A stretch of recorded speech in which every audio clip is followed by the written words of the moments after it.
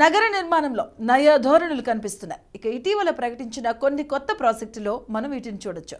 ఇక పోడియం ఫ్లోర్ల నుంచి విల్లా ఫ్లోర్ల వరకు సరికొత్త పేర్లు వినబడుతున్నాయి. నిర్మాణ రంగంలో వచ్చిన కొత్త ధోరణులు ఏంటో ఇప్పుడు చూద్దాం.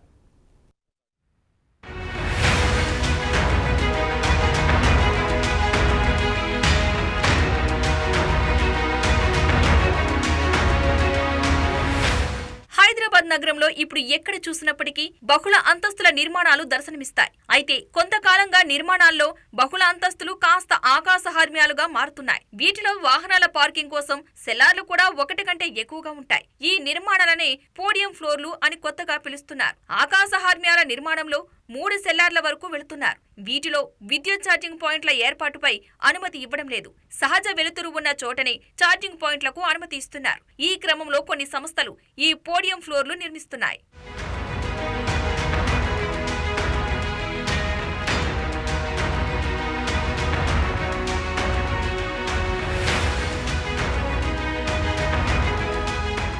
అయితే పోడియం ఫ్లోర్ నిర్మాణాల్లో స్టీల్ వదిలి 1 నుంచి 4 అంతస్తు వరకు నిర్మిస్తున్నారు. సాధారణంగా 20 మీటర్ల సెట్ బ్యాంక్ వదిలి ఎన్ని అంతస్తులైనా నిర్మించుకోవచ్చు. పోడియం ఫ్లోర్లలో 3.5 మీటర్లు వదిలితే చాలని బిల్డర్లు అంటున్నారు. అగ్నిమాపక శకటం తిరగడానికి 7 నుంచి 8 మీటర్ల జాగా వదిలి మిగిలిన ప్రాంతాన్ని 4 వైపులా వీక్షించేలా ల్యాండ్స్కేప్ తో ఆహ్లాదంగా ముస్తాబు చేస్తున్నారు.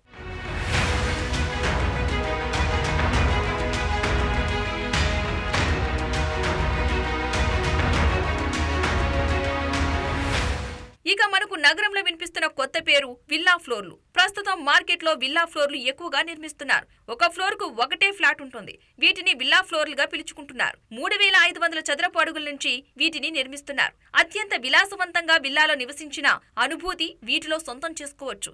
ఐటీ కారిడార్ లో మాత్రమే కాదు, ఎల్బీ నగర్, ఉప్పల్, కొంపల్లి, శంషాబాద్ ప్రాంతాల్లోనూ ఈ తరహా ప్రాజెక్టులు చేపడుతున్నారు. విల్లా ఫ్లోర్ల కోసం ప్రత్యేకంగా లిఫ్ట్, కారిడార్ ఉంటున్నాయి.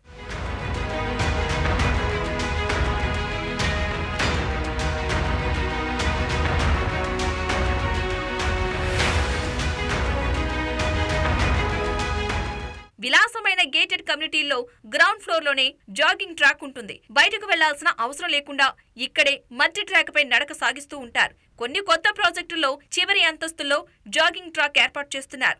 ఇక్కడే ఈత కొలనులు, డెక్లు, వ్యాయామ కేంద్రాలు ఉంటున్నాయి. నగర అందాలను ఆస్వాదించేలా వీటిని తీర్చిదిద్దుతున్నారు.